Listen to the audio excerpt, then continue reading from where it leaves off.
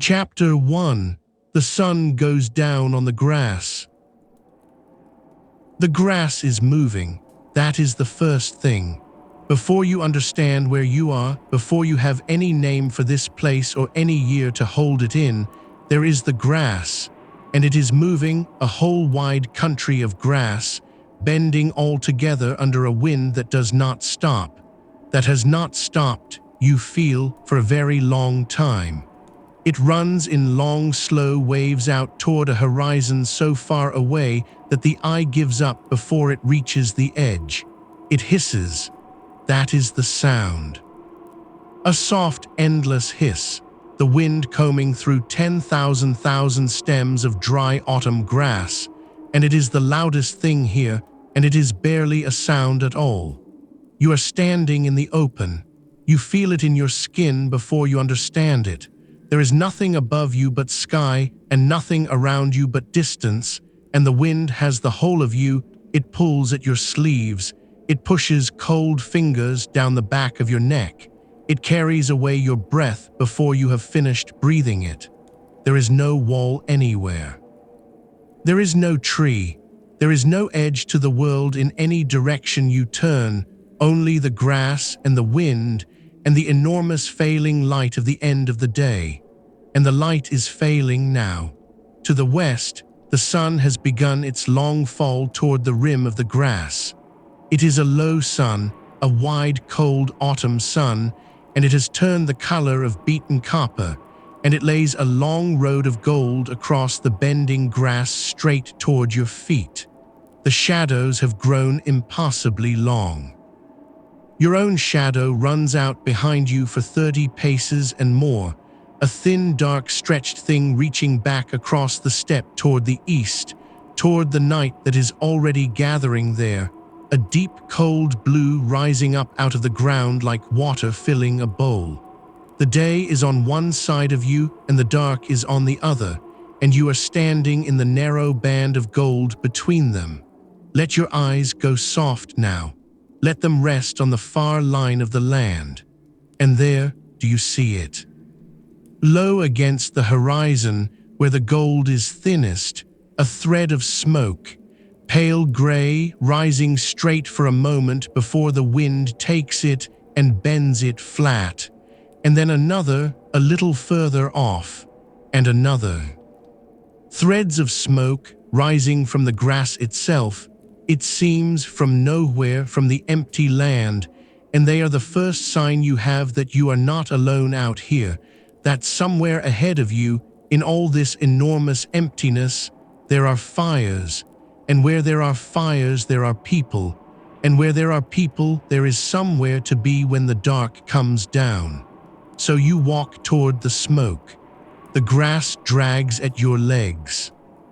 It is taller than it looked, knee-high and higher in places, brittle and brown with the turning year, and it whispers against your clothing with every step. The ground beneath it is hard and dry and faintly uneven, ridged and tussocked, and you learn quickly to watch your feet. The cold is rising as the light goes. You can feel it climbing your legs from the ground, settling into the still air, sharpening with every minute that the sun sinks lower. And the smoke draws nearer and resolves and becomes more than smoke. You begin to see the shapes, low and round, against the deepening blue of the east, round houses. That is the only way to say it, not the square, hard-cornered houses of the settled lands, with their roofs and their walls and their corners. These are round.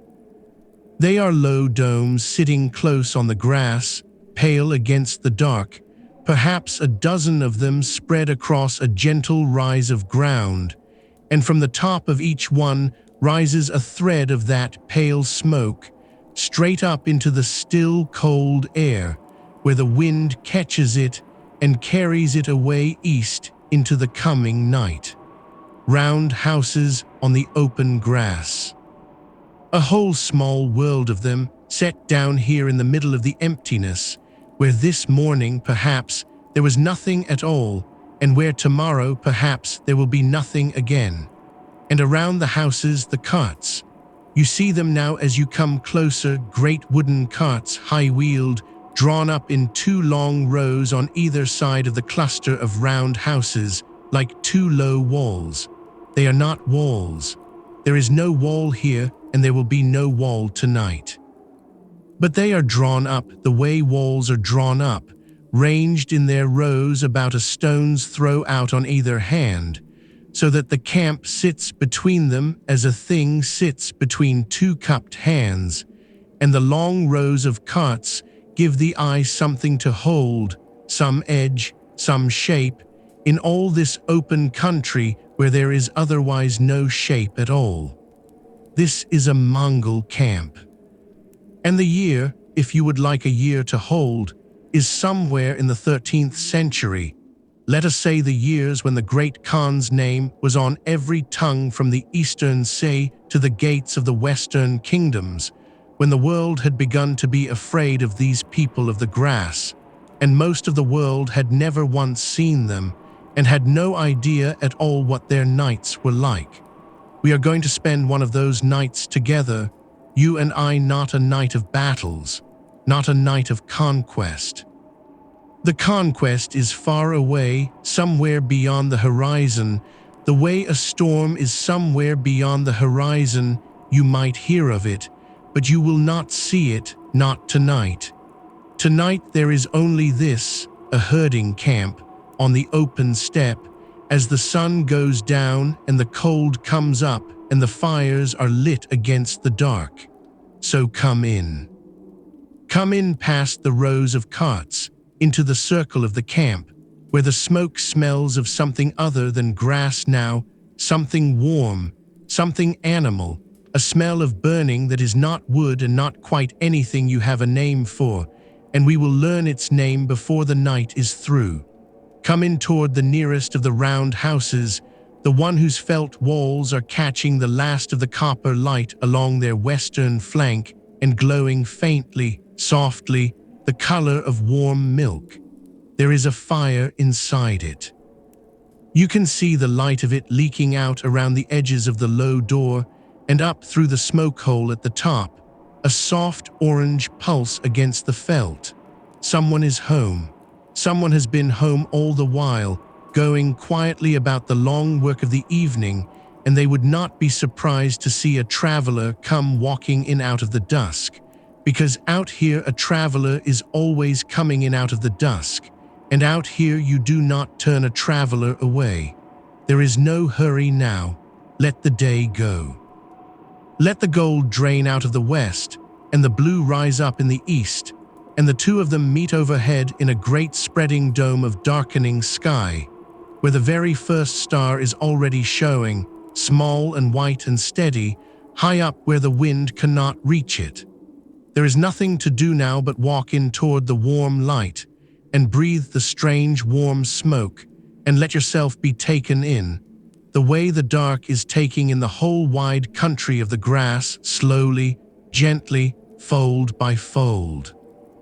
Before we travel any further, if you are finding this peaceful, if this is helping you settle and rest, it would mean a great deal to me if you subscribed to the channel and left a like. It takes only a moment, and it helps this channel continue making these videos. And please write something in the comments. Tell me where you are in the world right now and what time it is where you are. I am always genuinely curious. Write it in the comments when you have a moment. Now, let us continue. Chapter 2: The Roundhouse of Felt. Bend your head and step through the doorway and feel the cold leave you all at once. That is the first thing the roundhouse gives you. The wind stops. You did not know how hard the wind had been pushing on you, how constantly, for the whole long walk across the grass, until you step in through the low door and it simply stops, cut off, shut out, and the silence that takes its place is so sudden and so soft that you might put a hand to the wall to steady yourself.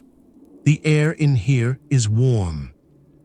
It is warm and still, and it smells of smoke and milk and felt, and the close, warm smell of animals and people living near to one another.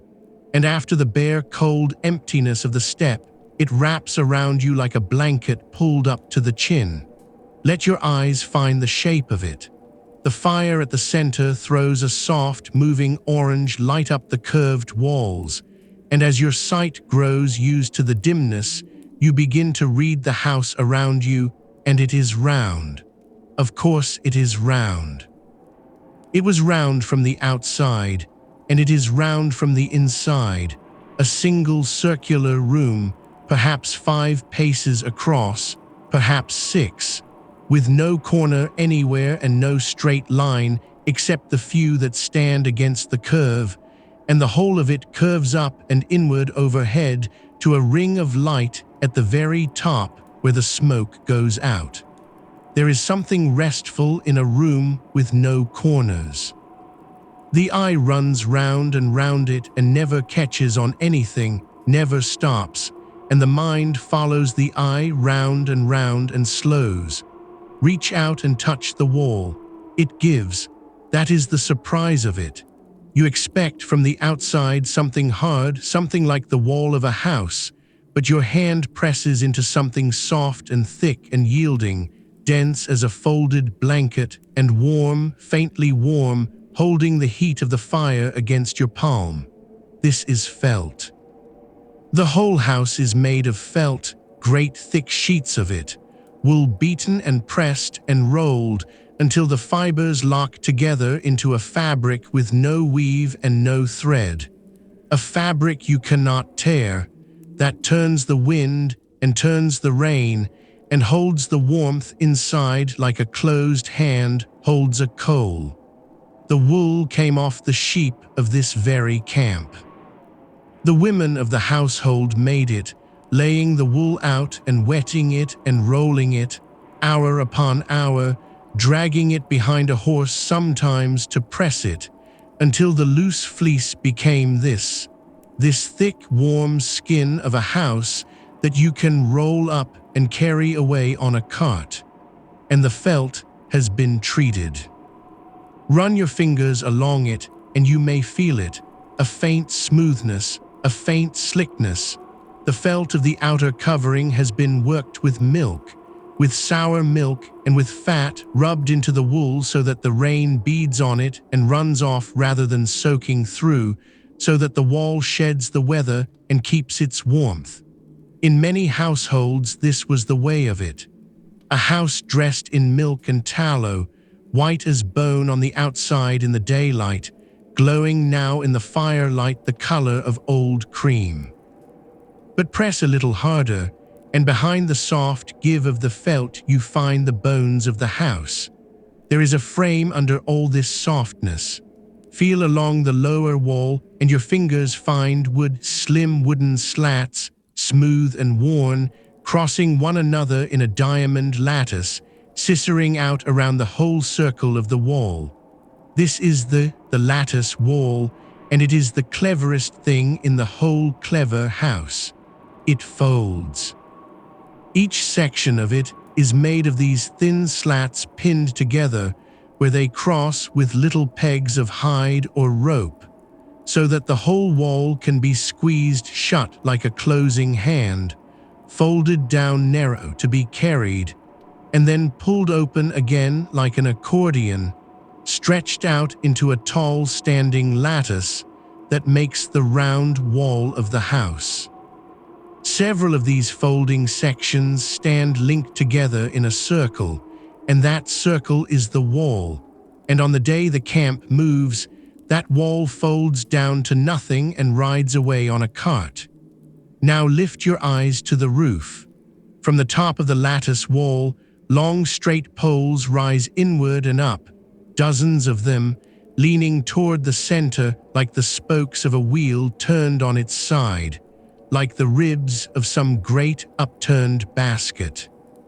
These are the roof poles, and their lower ends are tied to the top of the lattice, and their upper ends all come together at the very crown of the house, at a single wooden ring that floats up there above the fire, holding all the poles together, holding the whole roof up.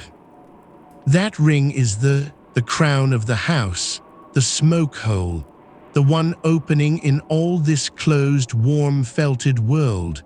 And through it, right now, the smoke of the fire is rising in a soft gray column, climbing up past the leaning poles and going out into the night.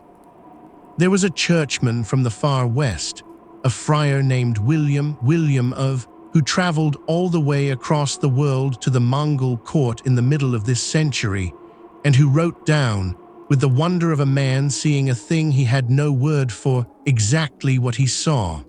He described the house as a circular frame of interlaced sticks, converging at the top into a little round hoop, out of which rose a neck like a chimney. Interlaced sticks, a little round hoop, a neck like a chimney. 700 years and more have passed since he wrote those words, and you are standing inside the very thing he was struggling to describe, looking up at the little round hoop and the neck like a chimney, watching the smoke go out of it into a sky he also stood beneath, a long way from home, and wondered at. The whole house, then, is a single round room, walled in folding lattice, roofed in leaning poles, crowned with a wooden ring, and wrapped all over in thick white felt dressed in milk and fat. It has no foundation. It rests on the bare grass. It can be raised in an hour and struck in an hour and carried away whole or in pieces to the next pasture, and it will keep a family warm through a steppe winter that would kill a man in the open in a single night. There is no nail in it. There is hardly a straight line in it.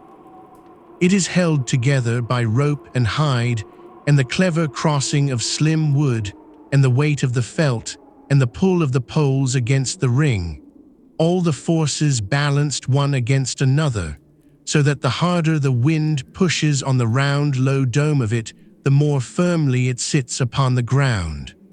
Sit down now, here near the wall, on the felt that covers the floor, and lean your back against the soft, thick give of the wall, and feel how the house holds you. Outside, the wind is still running across the whole wide dark country of the grass, the same wind that pulled at you all the long walk in. You can hear it, faintly, a low steady breathing against the felt, but it does not touch you. The felt takes it. The lattice holds. The poles lean in toward the ring overhead, and the smoke goes up, and the fire burns, and you are inside and warm, and the round wall curves away on either hand with no corner anywhere to catch the eye, and the mind goes round it, slowly, and slows, and settles, and begins already just a little to drift. Chapter 3: A Fire at the Center of the World. There is a sound of breaking, soft and dry, and a small bloom of warmth on your face. Someone is feeding the fire. You watch the hands do it, a woman's hands, broad and sure in the firelight, snapping a dark brick into pieces and laying the pieces in against the coals, one by one, with the unhurried care of someone who has done this every evening of her life, and will do it every evening for as long as she lives. The brick is not wood. You can see that now. It is dark and dense and fibrous, and it crumbles rather than splinters, and as it catches, the fire brightens and the warmth pushes out across the small round room, and the strange smell you noticed out on the grass swells up around you, warm and earthy and not unpleasant, a smell like dry hay and like smoke, and like the warm flank of an animal all at once. It is dung. The fuel of the fire is dried dung, the droppings of the herds, gathered off the grass where the animals leave them, dried hard in the steppe wind and sun, and stacked by the door in a low wall of dark bricks to be broken and burned through the long evenings. They call it And before you wrinkle your nose at it, understand what it means out here. There is no wood. Look around you in your mind at the whole vast country you walked across to reach this fire, and there was not a tree, not one. The steppe is grass and wind and sky and nothing else, mile upon mile, and a people who must keep warm through a winter that can freeze the breath in your throat cannot do it by burning wood, because there is no wood. But there are animals. There are always animals, the great herds that are the whole wealth and whole life of these people, and the animals make every day, simply by being alive and grazing the grass, the fuel that will keep the family warm through the dark. Nothing is wasted out here. Nothing can be. The grass becomes the animal, and the animal becomes the fire, and the fire becomes the warmth in the felt house, and round it goes, the whole tight economy of the steppe, turning on the heat of a dried brick of dung. And it is a good fire. That is the thing you would not guess. The dried dung burns hot and slow and almost without flame, a deep red glow of coals more than a leap of fire, and it throws out a steady, patient heat that fills the round room and rises up the curving walls and warms the felt and warms the bones of everyone who sits near it. It burns clean, too, more or less. The smoke is thin and gray and goes up readily through the overhead, and what little stays in the room is the warm, soft smoke you have already grown used to, the smoke that is part of the smell of being here. Watch the smoke go up. It rises from the coals in a thin gray thread, wavering, and the thread climbs through the dim, warm air of the house, past the leaning roof poles, up toward the wooden ring at the crown, and out through into the night, where you cannot see it any more, but you know it is there, rising up out of the round house into the cold dark over the steppe, joining the threads of smoke from all the other houses of the camp, all of them climbing together up into the enormous sky toward the stars. The smoke is the breath of the house. As long as the smoke rises, the house is alive, the family is home, the fire is burning at the center of their small round world, for it is the center. The fire is the exact center of the house, the still point that everything else is arranged around. The round wall curves around it. The roof poles lean in toward it. The smoke hole opens directly above it.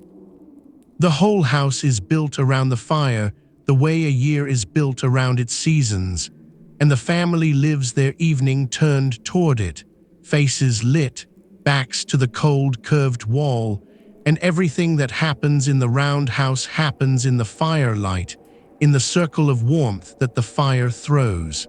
And the fire is more than warmth. You feel this even before anyone tells you, a certain carefulness around the fire, a certain quietness in the way it is tended, that goes beyond mere usefulness. The fire of the hearth is holy. In the belief of these people, the fire at the center of the house is sacred, a living thing, very nearly a person, the spirit of the hearth, the keeper of the household, the bright, clean power that stands between the family and the cold dark and the unseen things that move in it. You do not treat such a fire carelessly. You do not insult it. There are things you must never, ever do to it, and though you do not yet know them all, you can sense, watching the woman lay the dung bricks in so carefully, settling them just so, that this is not merely cooking. This is a kind of keeping, a kind of tending of something alive. You will learn the rules of the fire later in the night, when there is time, when the has gone round and the talk has slowed. For now it is enough to know that you must not step over the fire, and must not put water on it to quench it, and must not throw rubbish into it, and must never put a blade into it or near it. For the fire is pure, and to foul it or to cut at it or to drown it is a grave and frightening thing, an insult to the spirit of the hearth, and through it to the powers of heaven. The fire is the family's friend and the family's guardian, and you keep faith with it, and it keeps faith with you, and on the coldest night of the worst winter, when the wind outside is a solid wall of killing cold, it is the fire, this small red glow of burning dung, no bigger than the bowl of two cupped hands, that is the whole difference between the living and the dead. So sit a while by the center of the world. Hold your hands out to the coals and feel the heat soak into your stiff, cold fingers. Watch the dark bricks glow and settle and shift, sending up their thin gray thread of smoke toward the ring of stars at the crown of the house. There is no sound now but the soft tick and settle of the coals and the breathing of the wind against the felt, and somewhere outside the low complaint of a sheep finding its place against the others for the night. The fire is burning. The house is warm. The smoke is rising. And the center of the world tonight is a glow of coals on the bare grass of the open steppe, with the whole family gathered round it, turned toward the light, their backs to the dark, exactly as their people have sat for 1,000 years and will sit for 1,000 more. Chapter 4. The door faces south. A finger of pale light lies across the floor. You notice it because everything else in here is firelight, warm, orange, restless, thrown up the walls and trembling, and this is something else. A single cool pale shaft falling straight down from above, from the ring at the crown of the house, lying across the felt of the floor in a soft round pool. It is the last of the day. The very last of it, the grey-blue light of the dusk that still hangs in the high sky outside, falling down through the open into the warm dark of the house, and as you watch it, it fades. It thins. The pool of pale light on the floor grows fainter and grayer minute by minute, dissolving into the firelight, until soon there will be no daylight left at all, only the fire and the small ring of stars where the smoke goes out. This is how they tell the time. Out here there is no bell to ring the hours, no tower, no clock, nothing to mark the day into pieces, and there does not need to be, because the house itself is a clock. Through the long day, the sun moves across the sky, and its light comes down through that ring at the crown, and the bright disk of it falls on the inside of the house and creeps slowly round as the sun crosses overhead, falling first on one part of the wall in the morning, sliding down and across the floor through the middle of the day, climbing the far wall toward evening. The household reads it without thinking. They know by where the light of the smoke hole falls, when it is time to drive the herds out to pasture, when it is time to bring them in, when it is time to milk, when the day has grown so late that it is no longer wise to set out on any long journey across the grass. The whole round house is a sundial, and the smoke hole is its gnomon, and the family lives by the slow circling of that bright disk of light across the felt, all day, every day, summer and winter, as their people have always done. And now the disk is gone. The light has drained out of thee, and the day is over, told by the house itself, and the night has begun. Notice, too, which way the door faces. The low door of the house, the one you stooped through, coming in out of the wind, faces south. It always faces south. Every house in this camp, and every house in every Mongol camp across the whole wide steppe, is set with its door to the south, And there are good reasons folded into that custom, reasons of weather and reasons of light, and reasons older than anyone can quite explain.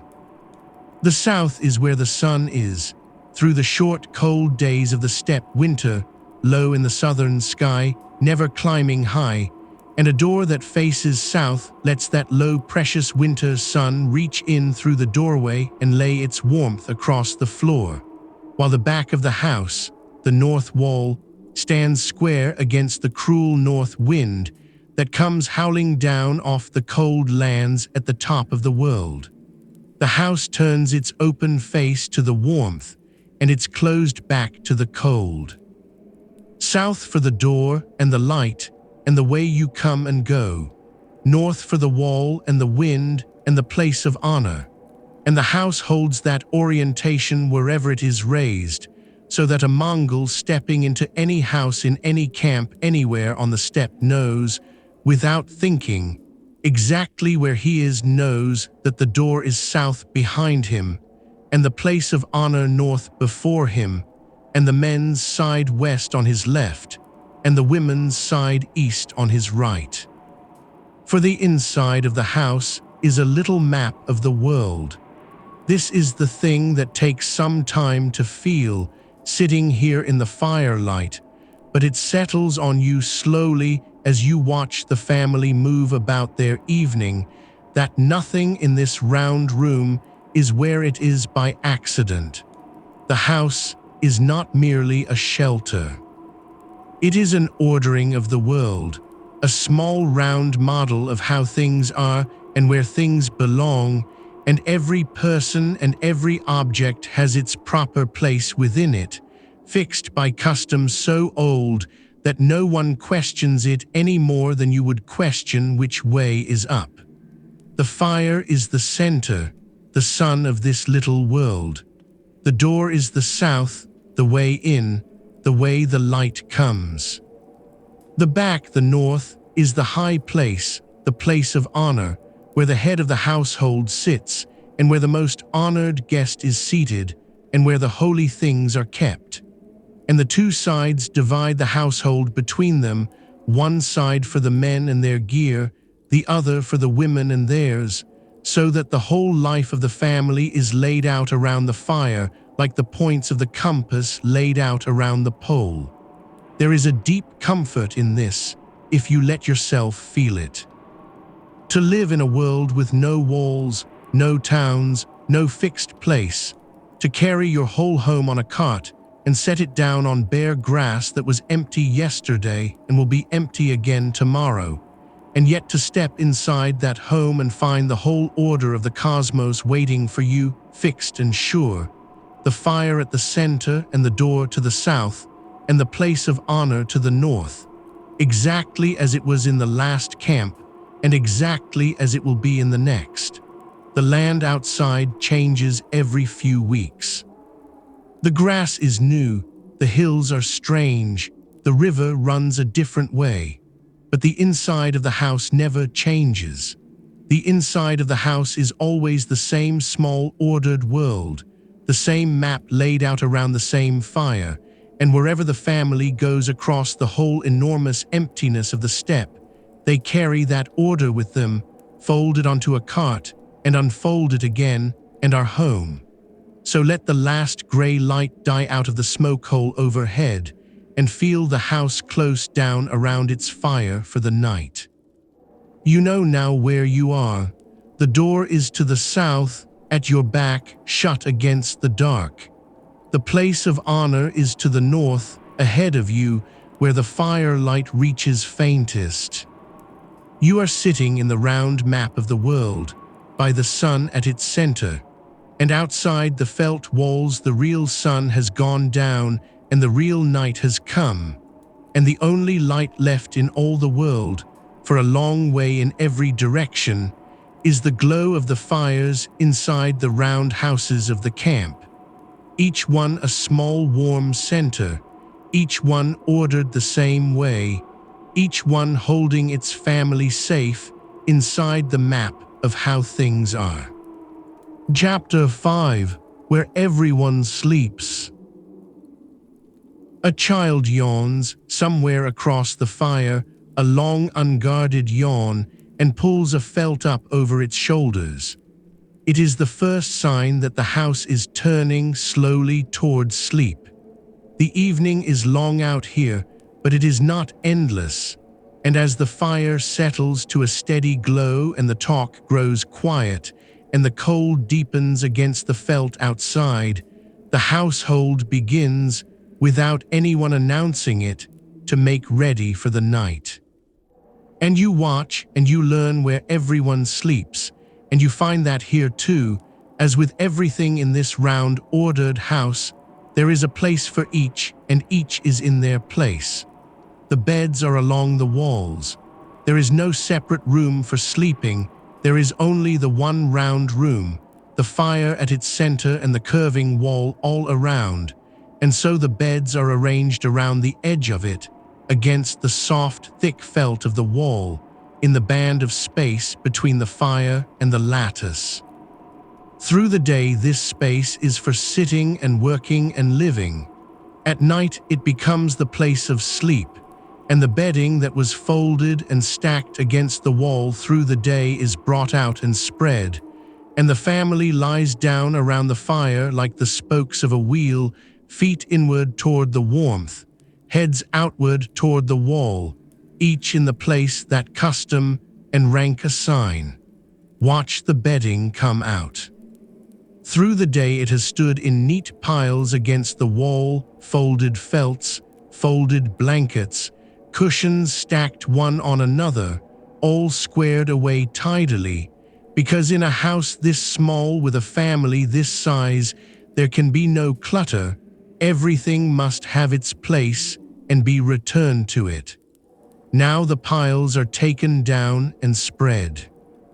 Thick felts go down first, layer on layer, against the cold that rises from the bare ground through the floor, for the floor is only felt over grass, and the cold of the earth presses up through it all night long, and a sleeper needs padding beneath as much as covering above. Then the blankets, and the cushions, and the sleeping furs if the household has them, the skins of sheep and other beasts piled up to burrow into. The bed is built fresh each night and unmade each morning and stacked away again against the wall, so that the house can be lived in by day and slept in by night and never be crowded by either. And the family settles into its places. The head of the household, the husband, the father, the master of the herds, has his place at the north, at the back, in the place of honor furthest from the door, where the firelight reaches faintest and the cold north wall stands against the wind. From there he faces south, toward the door, toward the way the light comes and the way a guest enters, looking out across his fire and his family at the whole small world of his house. His wife is near him. The honored old ones, the grandparents whose long lives have earned them respect and warmth, are given good places near the back and near the fire. The children fill in around, and the unmarried and the younger ones take the places nearer the door, nearer the cold, as is the way of it, for warmth here follows honor, and the further you are from the door, the warmer and the higher your place. And the two sides of the house divide the sleepers as they divide everything else. The west side, to the right hand as you face out the door, is the men's side. There hang the things of the men's work and the men's world, the saddles and the bridles and the horse stack, the bow and the quiver if the household has them.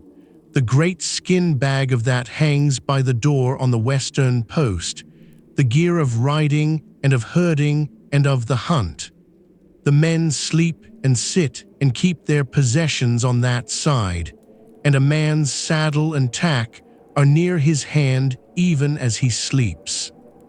The east side to the left as you face out is the women's side, and there are the things of the women's work and the women's world, the pots and the cauldrons, the jugs and the bowls and the ladles, the leather buckets, the tools of milking and of making the white foods, all the long labor of the household that is the women's domain. The women sleep and sit and keep their things on that side, near to hand for the work that begins again before dawn. It is a division so old and so settled that no one in the house thinks about it at all. The boy knows without being told that the bridles hang on the west. The girl knows the milk pails stand on the east. The whole household moves through the small round space without ever colliding, each on their own side, each toward their own place, the way two streams of water pour past one another without mixing. And at night it folds them down to sleep in the same ordered way, the men's things and the men along the west, the women's things and the women along the east, the master at the honored north, the young near the southern door, and the fire at the center of them all, banked now for the night, its red coals glowing low, keeping the small round house warm against the great cold dark pressing in on every side. See them settle. The child is already asleep, curled into the felts, only the top of its dark head showing. The old grandmother lowers herself slowly onto her bedding near the back, and sighs and draws the blankets up. The man sits a while longer by the fire, as the master of the house often does, the last awake, watching the coals, and then he too lies back into his place at the north, and pulls the felt over himself, and the house grows still. And you are a guest, and the steppe is generous to its guests, and there is a place for you too. Near the door, perhaps, on the men's side or wherever there is room, a felt spread for you and a cover given without a word. Because out here a traveler is sent by heaven and turned away by no one. And a roof and a fire and a place to sleep are not gifts, but simple right.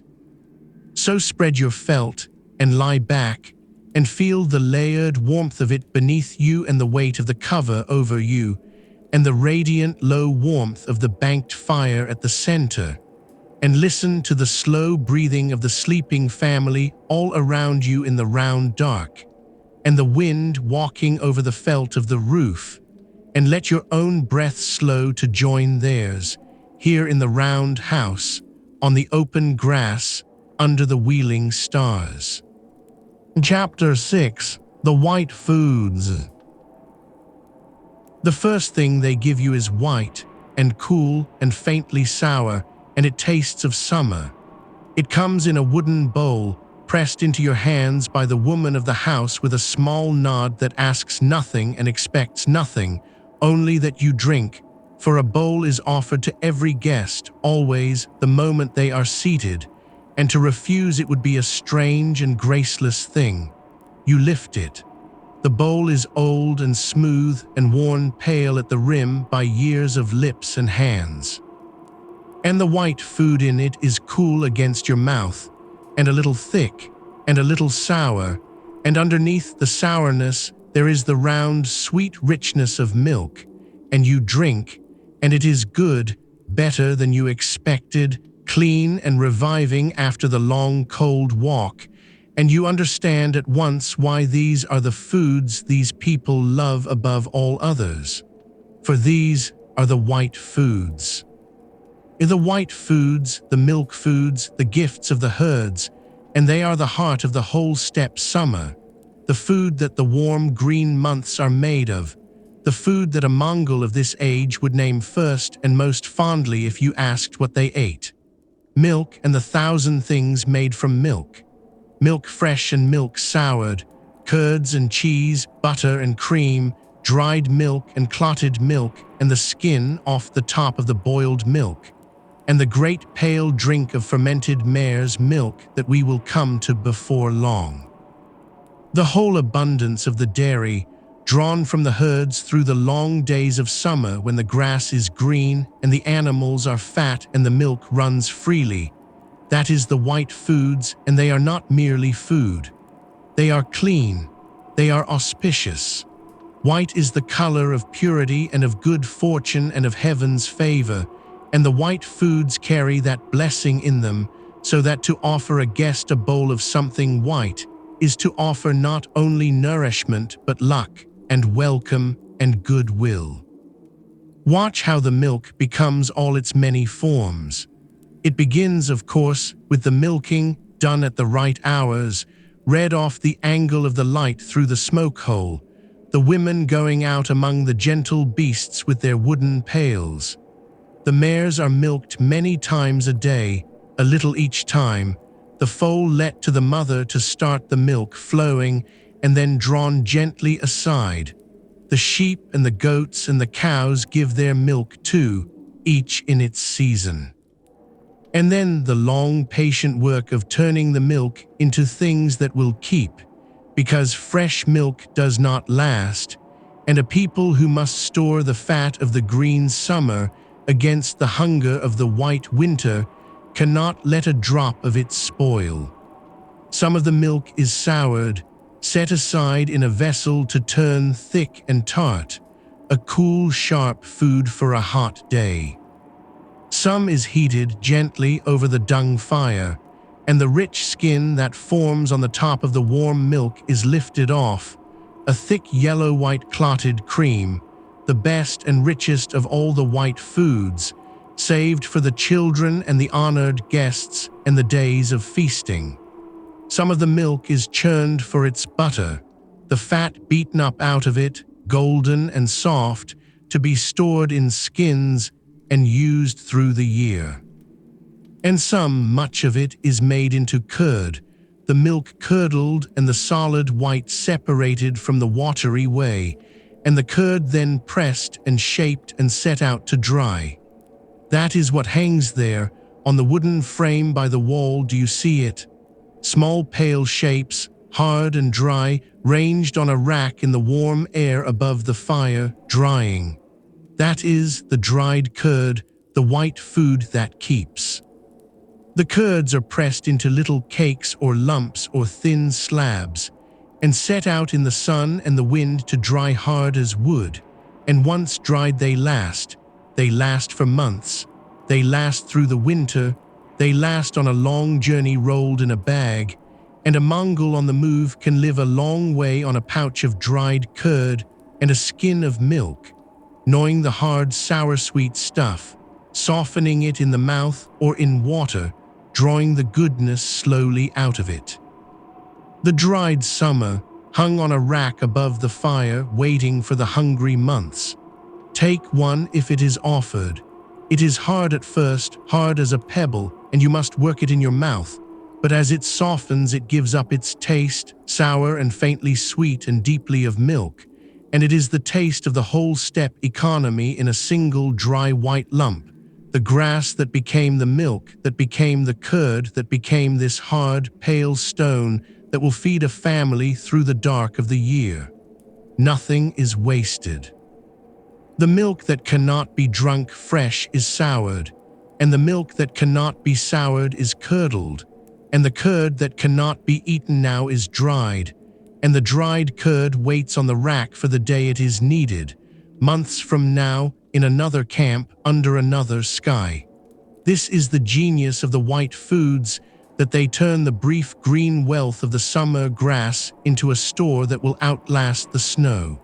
The herds eat the grass while the grass is green. The women draw the milk while the milk runs free.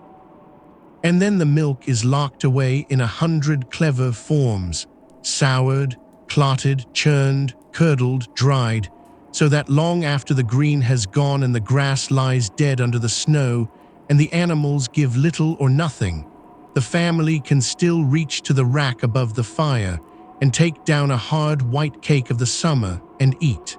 So drink your bowl slowly in the firelight and feel the cool sweet sourness of it spread through you. It is the milk of the herds that graze on the grass outside in the dark. It is the gift of the warm months, kept against the cold. It is white, which is to say it is pure and lucky and a blessing, and the family who gave it to you, asking nothing, did so because the steppe is generous, and a guest is sent by heaven.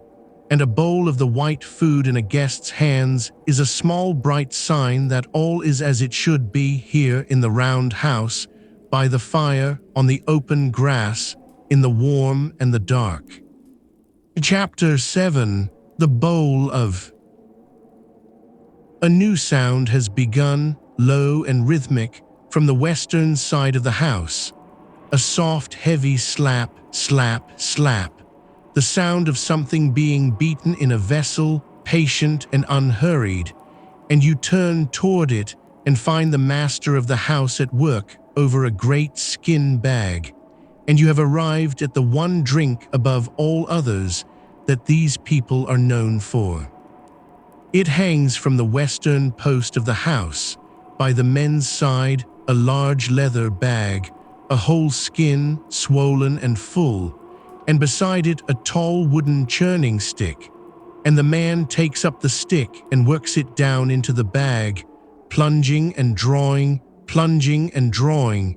with the steady, tireless rhythm of a thing done 1,000 times.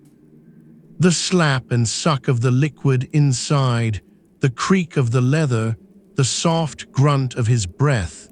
It is the sound of the evening, the sound the house makes as it settles, and what is in the bag is mare's milk, and what the man is making, by the long, patient working of the stick, is the fermented milk of mares, the great drink of the steppe, mildly sharp, faintly fizzing, faintly strong, a little sour and a little sweet, the drink that is passed hand to hand around every fire on the grass through the long days of summer when the mares are in milk, and thee is fresh and good. The friar William, who came across the world and saw it made and drank it and could not quite believe it, called it cosmos. That was the nearest his own tongue could come to the Mongol word, and he wrote down, with the careful wonder of a man recording a marvel, exactly how it was made and exactly how it tasted, and his words have come down to us across the centuries, and they are worth hearing here by the fire, while the man works the churning stick beside you. The mare's milk, William wrote, is poured into a great skin, and then beaten with a specially made stick, its lower end as big as a man's head and hollowed out, and as it is beaten sharply the milk begins to ferment, to sour, to bubble up like new wine, and to turn, and they churn it until they have drawn off the butter and the milk is smooth. And then, he says, it is ready to drink. It is pungent on the tongue, he wrote, sharp, biting, a little harsh, and when a man has drunk it, it leaves behind a taste like the milk of almonds, soft and pleasant, and it goes down very agreeably, and it makes the inner man most joyful, most joyful. That is the friar's careful phrase. And he noted, too, with a churchman's caution, that it goes a little to the head, that it intoxicates weak heads, that the strong drink of it and are merry, that it is, in its mild way, a strong drink, fermented and faintly potent, enough to warm and loosen and gladden a man at the end of a long day. For that is the secret of that in the souring, in the long beating of the stick, the milk does not merely curdle, it ferments, the way wine ferments and bread ferments, and a little of the sugar of the milk turns to a little spirit, so that the finished drink carries within it a faint and gentle strength, not strong like the wines of the south, not a thing to fell a man, but enough. Enough to loosen the talk around the fire, to soften the day's hard edges, to send a quiet warmth through the chest and a quiet ease through the limbs. The Mongols drank it all through the summer in great quantity, the way other peoples drink water or beer. It was food and drink and medicine and comfort all at once. The liquid heart of the warm green months, drawn fresh from the mares and beaten in the skin, and passed around the fire bowl by bowl until late into the night. And now the man stops his churning and tilts the great skin and pours. The bowl that comes to you is wooden like the first, and the liquid in it is pale, paler than milk, slightly gray-white, faintly cloudy, and a faint sharp smell rises off it, sour and clean and alive. You lift it to your lips, and it is exactly as the friar said, pungent on the tongue, sharp, almost shocking at the first taste, fizzing very slightly against your mouth, sour as it goes down. But then the aftertaste, the soft milk of almonds sweetness rising up behind the sharpness, and a spreading warmth, and you understand at once why a people would love this, why they would make it by the skinful and pass it round the fire night after night through the whole bright season of the grass. It is refreshing and it is filling and it is faintly, gently, kindly strong, and after a bowl of it the cold of the day seems further off, and the firelight seems softer, and the talk seems easier, and the long night ahead seems a friendly thing. Pass the bowl on. That is the way of it. The bowl goes round, hand to hand, each drinks and passes it to the next, and it comes back to be filled and goes round again. There is a generosity in the passing of the bowl, an old courtesy. The guest drinks first, or near to first, and is pressed to drink more, and to refuse the bowl is no small thing. So you drink and pass it on, and watch it go round the fire, lip to lip, the pale fermented milk of the mares grazing out there in the dark, and you feel the gentle warmth of it settling into you, and the talk around the fire growing slower and lower and easier, the way talk does late, when the day is done and the drink is mild, and the fire is warm, and there is nowhere in all the wide dark world that anyone needs to be except here. Outside, the mares whose milk this is are standing quiet in the night, tethered or hobbled near the camp, their foals beside them, breathing the cold air, cropping a little of the dark grass. Tomorrow they will be milked again, many times through the day, a little each time, and the milk will be poured into the great skin, and beaten with the stick, and turned again into this pale, sharp, gentle drink that goes round the fire, and makes the inner man most joyful, and sends a sleeping camp gently toward the dark. Hold the warmth of it in your chest a moment. Let it spread. Let the bowl go round one more time, and the fire settle, and the talk grow soft, and the night come on. Chapter 8: Mutton and the Red Foods. A heavier smell now rises over the milk and the smoke, rich and dark and savory, the smell of meat, and you see that a great pot has been set over the fire, and in it something is slowly coming to the boil. It is a cauldron of iron, blackened with years of fires, set on a low frame above the coals, and the water in it is just beginning to move, and in the water are large pieces of meat, pale and bone-in, turning slowly as the heat takes hold. Mutton. The meat of the sheep, the most usual meat of the steppe, the food of the colder months. For the white foods are the food of summer, the gift of the green grass and the flowing milk. And now, as the year turns toward the cold, as the days shorten and the grass dies back and the mares give less and the milk runs thin, the table of the steppe turns from white to red. The red foods, the meat. The other half of the year and the other half of the diet, and a deep, warming, sustaining half it is, on a cold night, with the wind running over the veldt and the dark pressing in. Through the green summer, a herding people does not eat much meat. This is the thing that surprises us, who imagine the Mongols as endless eaters of flesh.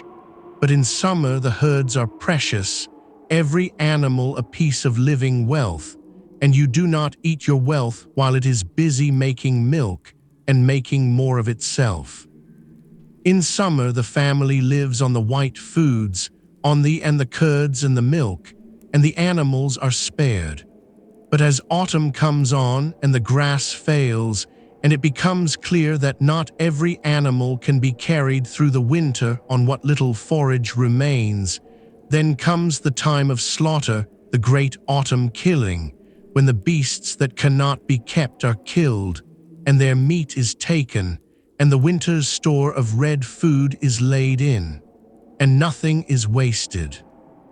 You have felt this already, in the dried dung of the fire and the dried curd on the rack, that out here, where life is hard and the land gives grudgingly, nothing whatever is thrown away. So it is with the slaughtered animal. The meat is eaten and the meat is stored. The fat is rendered and kept precious fat, the fuel of the body against the cold. The blood is caught and used. The offal is eaten. The bones are boiled for their marrow and their broth. The hide is taken for leather, the wool for felt, the sinew for thread and bowstring. A single sheep gives the family meat and fat and blood and hide and wool and sinew and bone, and every part of it finds its use. And the animal that fed on the grass all summer feeds and clothes and shelters the family all winter down to the last scrap. Watch the pot. The mutton is simply boiled. That is the steppe way, plain and direct. The meat dropped into water and brought slowly to the boil over the dung fire and cooked until it is tender and falling from the bone. There are few spices out here, few of the rich seasonings of the settled south. There is the meat and the fat and the salt if they have it, and the broth the meat makes as it cooks. And that broth is not thrown out.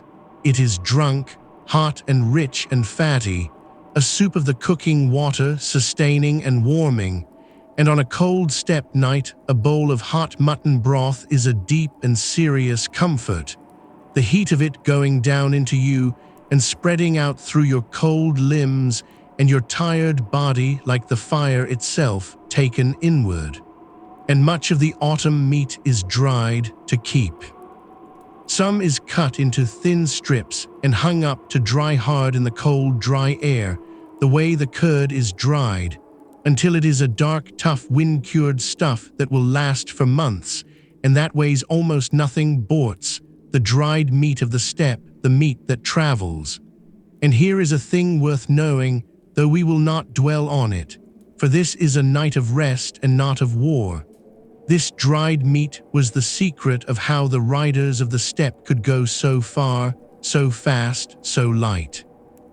A traveler from the far west of the world, a man named Marco who came among them a little after the time of our night, recorded that a Mongol rider could journey many days, 10 days. He said, without lighting a single cooking fire, living the whole while on dried meat, and on the milk of his mares, eating in the saddle, sleeping in the saddle, needing nothing of the slow, heavy baggage that tied other armies to the ground. A pouch of dried meat, a skin of mare's milk, and a string of horses, and a man could cross half the world. But that is a thing of the daylight and of the far horizon, and tonight we are not crossing the world. Tonight we are here by the fire with the pot coming to the boil, and the meat is not for traveling but for eating here warm together. So when it is ready, and it will be a while yet, for boiled mutton is not hurried, the family will gather close around the pot, and the pieces will be lifted out and shared, the best portions to the honored and the old, and they will eat with their hands and their knives, cutting the tender meat from the bone, dipping into the hot fat, drinking the rich broth from the bowl. It is a plain meal and a deeply satisfying one, the kind of meal that fills a body against a long, cold night, and around the fire the talk will pause for it, and there will be the small, contented sounds of people eating well after a day of work, and the fat will shine on their fingers and their lips in the firelight.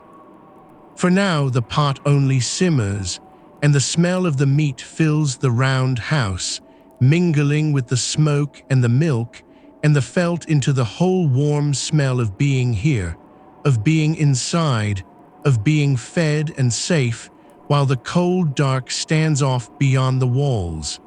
Lean back against the felt. Breathe the rich dark smell of the simmering mutton.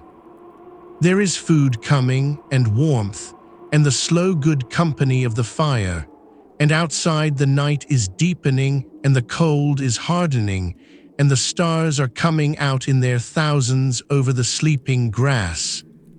But in here there is a pot on the fire and meat coming to the boil, and the oldest comfort in the world, which is to be warm and fed, and among your people when the night comes down. Chapter 9: The Herds in the Dark. A sound comes in from outside, a low soft bleat, and then another, and then the small dry rustle of many bodies settling into the grass, and you remember, sitting warm by the fire, that the whole reason for this camp, the whole reason for these people being here in this exact patch of the endless grass tonight, is standing out there in the dark, breathing, settling, waiting for the dawn. The herds, they are everything out here. They are the food and the drink and the clothing and the shelter and the fuel and the wealth and the whole living foundation of the world. A Mongol does not own land. The land cannot be owned. The land is the open steppe that belongs to no one and to all, the grass that the camp grazes for a few weeks and then leaves behind. What a Mongol owns is animals.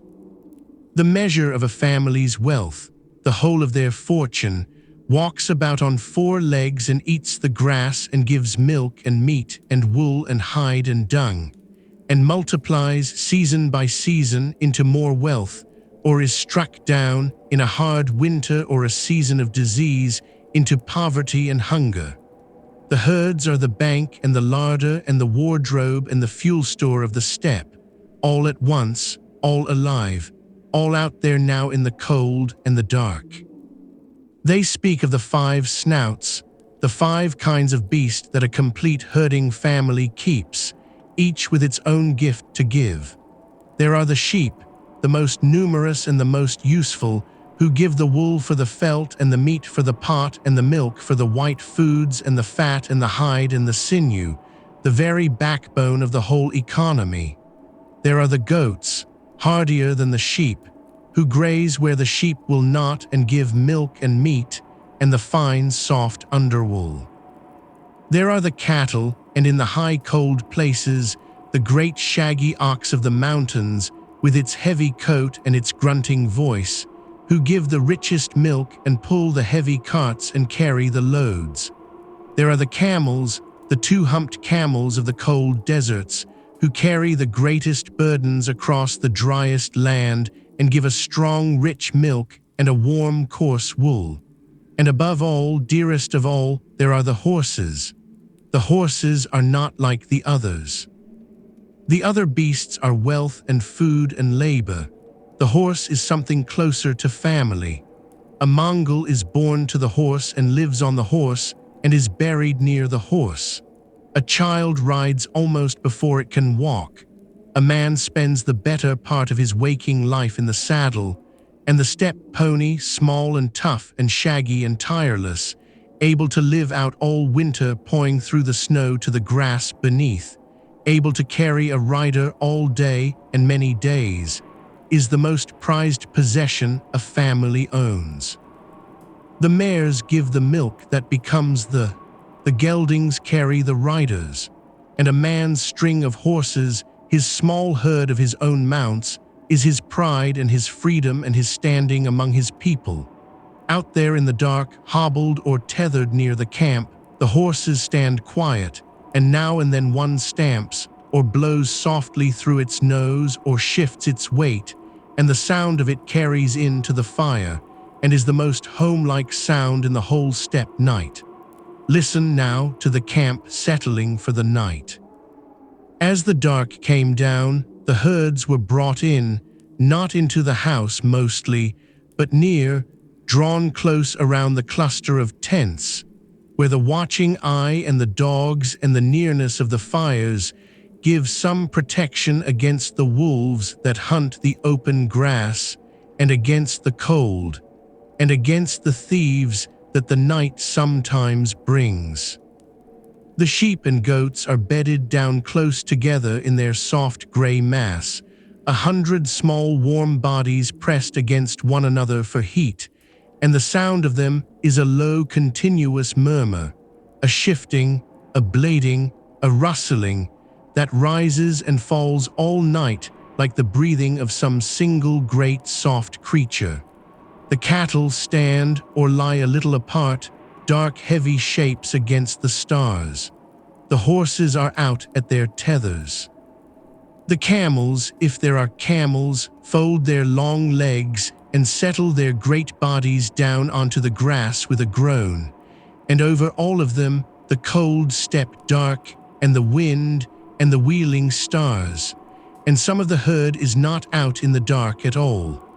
Look there near the door, on the floor of the house itself, in the warmth of the fire. A lamb. A small lamb, newly born or born too late in the cold, too weak to survive the freezing night out among the flock, brought inside to the warmth of the hearth to be kept alive. It lies in a fold of felt, blinking in the firelight, and now and then it gives a small high bleat, and one of the children reaches over to steady it, to stroke its woolly head.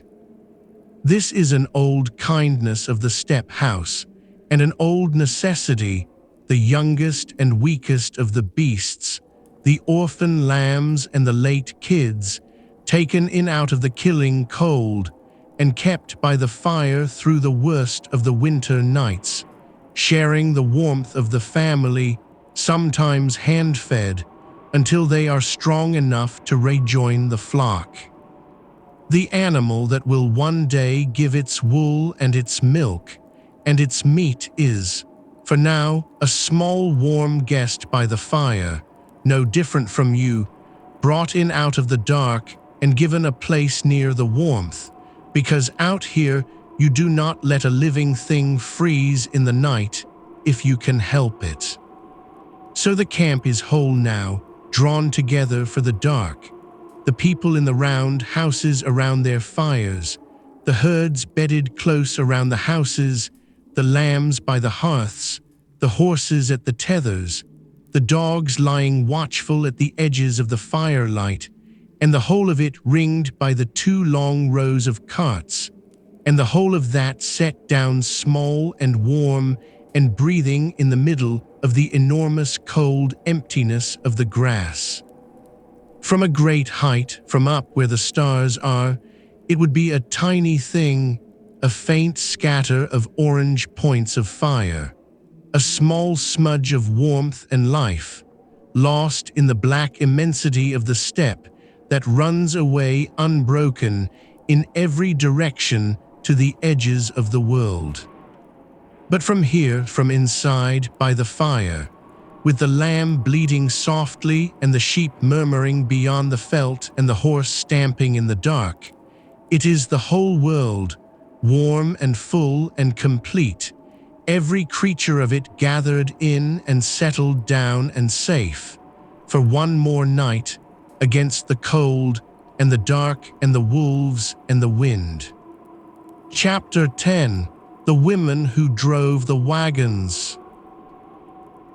Across the fire, the woman of the house is still working, her hands never quite still, even now, even this late, mending something by the firelight, a strip of harness or a tear in a felt, and watching her, you begin to understand a thing about this world that the stories of conquest never tell, that the whole of it, the whole standing fabric of steppe life, rested on the work of the women, and that the women of the steppe held a place that the women of many of the settled lands beyond the horizon could only have wondered at.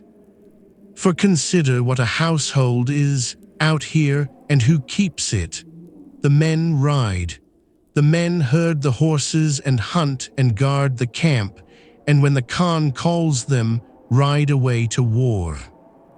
But the herding camp itself, the home, the children, the felt house and everything in it, the milking and the making of all the white foods, the cooking, the sewing, the keeping of the fires, the dressing of the hides and the felting of the wool, and above all the great labor of moving the whole world from one pasture to the next, that was the women's domain, and the women ran it, and a Mongol household without its women was not a household at all. The Friar William, again, watched this and wrote it down, marveling. The women, he saw, were the ones who drove the carts, the whole vast baggage train of a wealthy household on the move, and a wealthy household might own carts beyond counting, a great train of them loaded with the felt of the houses and the coffers of goods and the stores of food and everything the family possessed. That whole train was managed and driven by the women. And he recorded a thing that he could scarcely believe, that a single woman would drive a train of 20 or 30 carts at once, the carts roped one behind another, nose to tail, the lead cart drawn by an ox or a camel, and the whole long line of them following on behind, and the woman sitting on the foremost cart or walking beside it, guiding the whole great snake of wagons across the open grass. 20 or 30 carts, one woman. And a truly great household, he said, might possess 100 carts or 200, divided among its women, each driving her own long train, the whole household flowing across the steppe in a slow procession of creaking wheels and plodding oxen and walking women that stretched out across the grass as far as the eye could follow. Think what that is. Think of the competence of it, the authority, the sheer weight of responsibility. To take the whole material wealth of a great family, every felt and pole and coffer and pot and stored food and sacred object the family owns, and to load it and to lash it, and to drive it across the trackless grass day after day, through weather and over rivers and around the bad ground, and to bring it whole and safe to the next pasture, and there to unload it and raise the houses again and set the camp in order. This was the work of women, and it was not slight work, and it was not low work, and it was honored for what it was. The woman who could manage a great household on the move, who could keep the felt dry and the stores intact, and the children safe and the carts running and the milk flowing and the food laid by, was a woman of real standing, and she knew it, and her household knew it, and her people knew it. And the standing showed. The women of the steppe were not shut away. They were not silent, nor powerless, nor confined. They owned property, their own animals, their own goods, the dowry they brought to a marriage remaining their own. They ran the household economy with a free hand. They spoke and were heard in the affairs of the family, and in the great families, the wives and the mothers of the powerful held real and visible power. It is no small thing that in the generation after the great Khan, when the whole vast empire needed a hand to hold it steady between one ruler and the next, it was more than once a widow, a great lady, a mother of Khans, who held the reins of the empire and ruled in the meantime, and was obeyed. The line that ran from the woman mending harness by this fire up to the great regent ladies who governed an empire was a real line, unbroken. The same respect for the competence of women running all the way along it. So watch her, the woman of this small house, in the firelight late, her hands still busy. Tomorrow, if the camp moves, it is she and the other women who will strike the house, fold down the felt, take apart the lattice, load the carts, lash the loads, and drive the long train of wagons across the grass to wherever the herds and the seasons say the family must go next. She knows the weight of every cart and the temper of every ox. She knows how the load must be balanced and how the felt must be rolled and which coffer holds what. She has done it 100 times and will do it 100 more, and the whole moving life of the steppe, that astonishing thing, a city that walks, a nation that folds itself on two wheels and crosses the world, runs through her hands and the hands of women like her. The men's names are the ones that came down to us, the Khans and the generals, the conquerors whose deeds filled the chronicles of the frightened world. But the world they conquered from was built and carried and kept by women, cart by cart, felt by felt, fire by fire, and not one of those great riding armies could have left its camp at all if the women had not, behind them, been driving the whole of home across the grass to meet them at the journey's end. There is a quiet greatness in that, easy to miss, and worth sitting with a while here by the fire, watching her work, late into the steppe night.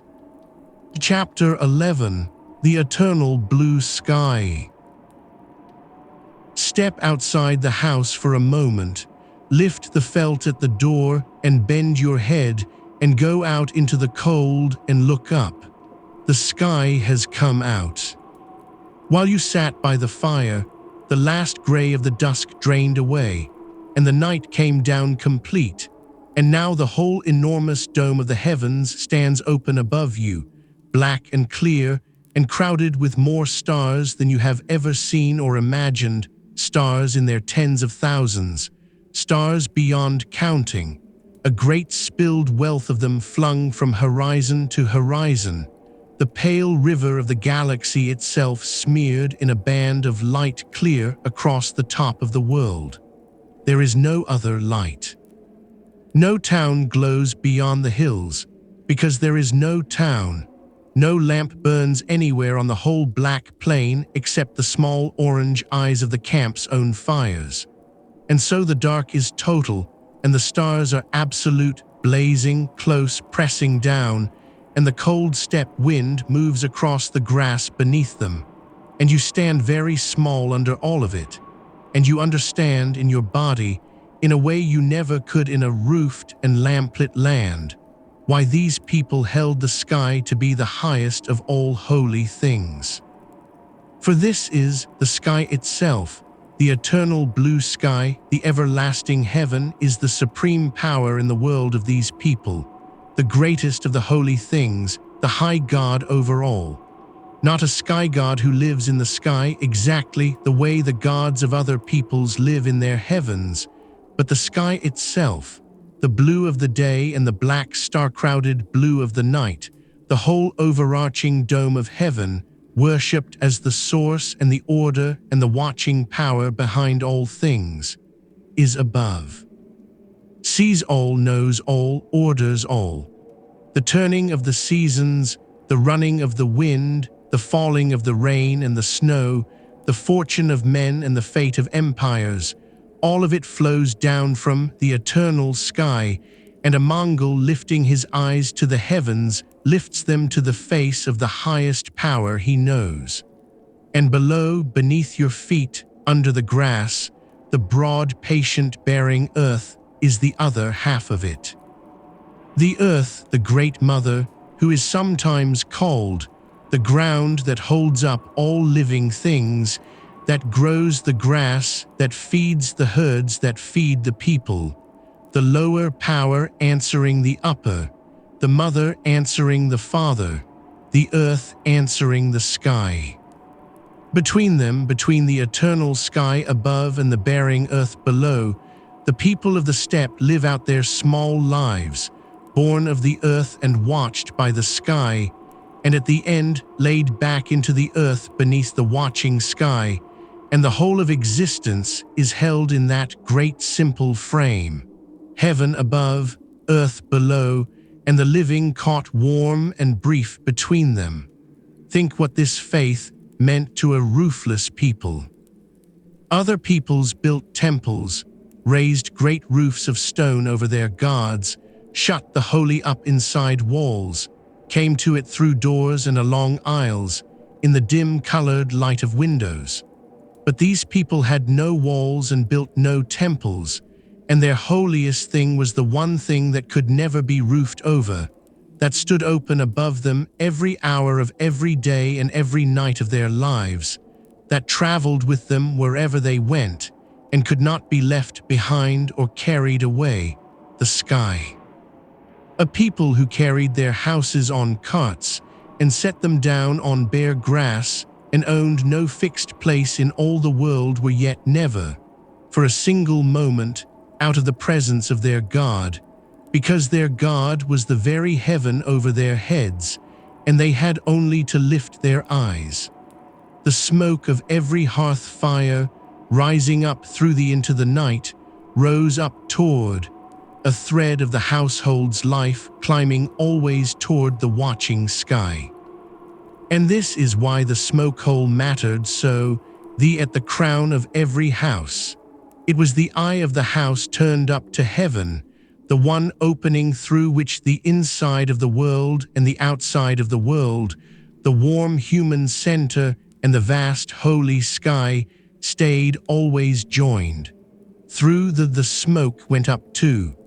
Through the light of the sun and the stars came down. The fire at the center of the house and the sky at the top of the house were bound together by that rising thread of smoke, the small fire below answering the great fire of the heavens above, and the family living all their lives in the column of that connection between the hearth and the sky. The great Khan himself claimed his power from this. When the conqueror rose, when one man bent the whole quarreling fractious world of the steppe tribes under a single hand, and then turned that united strength outward against the settled kingdoms of the earth, he did not claim the throne for himself alone. He claimed it from heaven. It was the will of the eternal blue sky, he said, the mandate of that the world should be one, and that he should be its Lord, that heaven above had ordered it so, and that to resist him was to resist not a man, but the sky itself.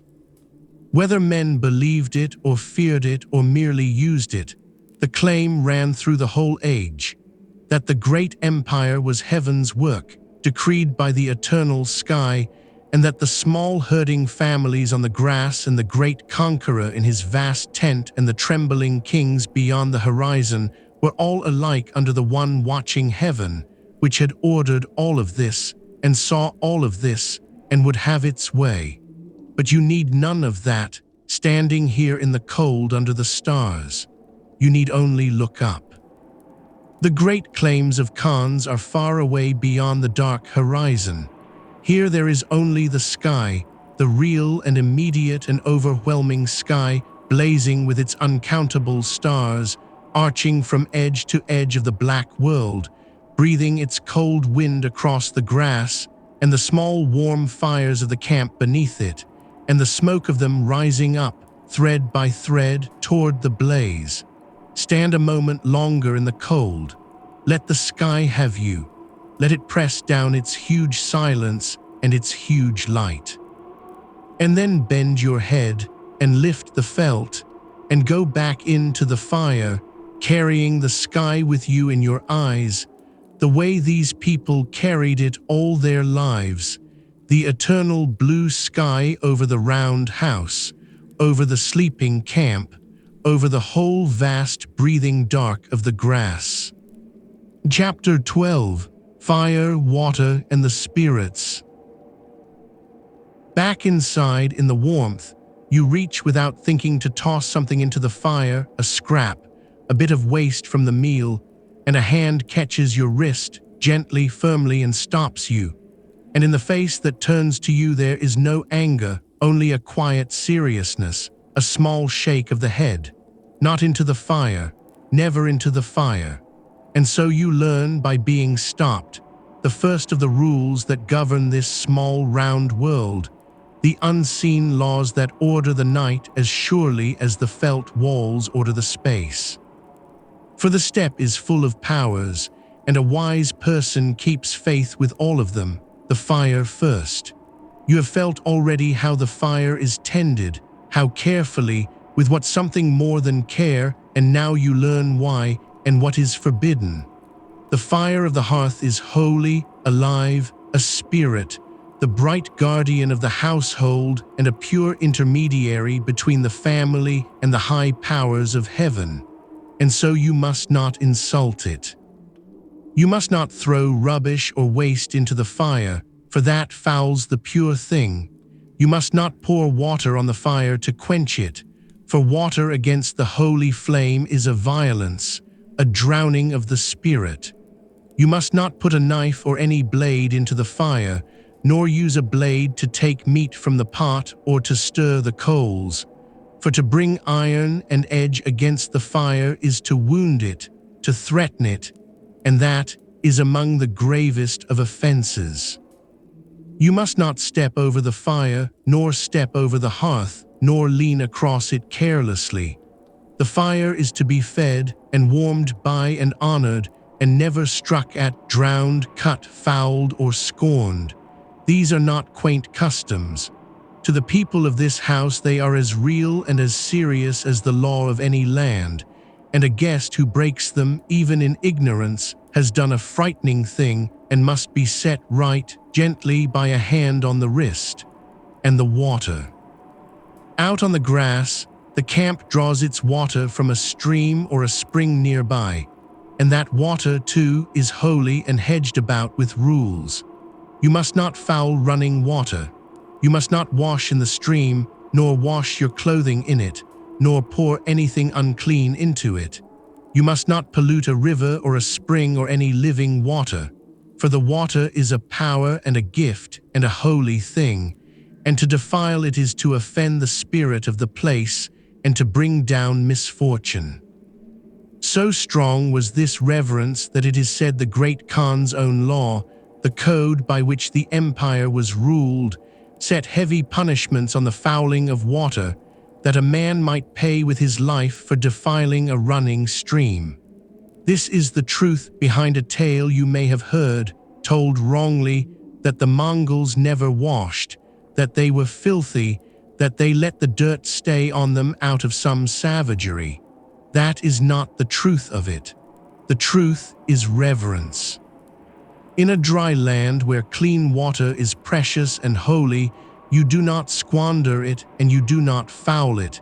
You take what you need with care and you keep the rest pure, out of respect for the spirit in it and out of plain hard sense in a place where water is life. Reverence, not filth. Care, not savagery. They kept the water clean because the water was holy, and because in a thirsty land a fouled spring could kill a camp. And the threshold. As you go in and out of the house tonight, watch your feet, for you must not tread upon the threshold of the door, must not let your foot fall on the wooden sill as you cross it. The threshold is a sacred line, the boundary between the ordered holy world inside the house and the open world without, and to step upon it is to insult the house and its spirit, and to bring bad luck across the door. You step over it, always lifting your foot clear in and out, and so does everyone without thinking all their lives. For the whole world of the steppe is alive with spirits, and the camp lives among them and keeps faith with them and is careful. There are the spirits of the place, the powers that dwell in the mountains, in the high passes, in the springs and the rivers, and the old standing stones, and the lone trees, and the stretches of strange ground. A traveler passing a holy mountain or a sacred spring makes his small offering, leaves something, says his word, asks safe passage. And there are the spirits of the ancestors, the dead of the family, who do not depart entirely but linger, watching, present, to be honored and remembered and kept content. In the house kept on the wall or near the place of honor, you may see them, small figures, made of felt or of cloth, rough images of the protecting spirits and the honored dead, the spirit dolls that hold the presence of the ancestors and the guardian powers within the household. They are fed in their way, smeared with a little fat, offered the first of the milk or the meat, kept near the warmth, for they protect the family, and a family that neglects its spirits invites misfortune, and a family that keeps faith with them is kept in turn.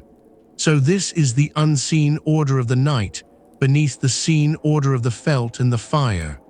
Above the eternal sky watching all, below the bearing earth. At the center the holy fire, fed and honored and never fouled. Outside the holy water kept pure. All around the spirits of the place and the spirits of the dead, present, attended, content. And the family moving among all these powers, with the easy carefulness of people who have lived among them all their lives, who know the rules in their bones, who lift their feet over the threshold, and keep the blade from the fire, and the waste from the flame, and the filth from the stream, without ever needing to think about it.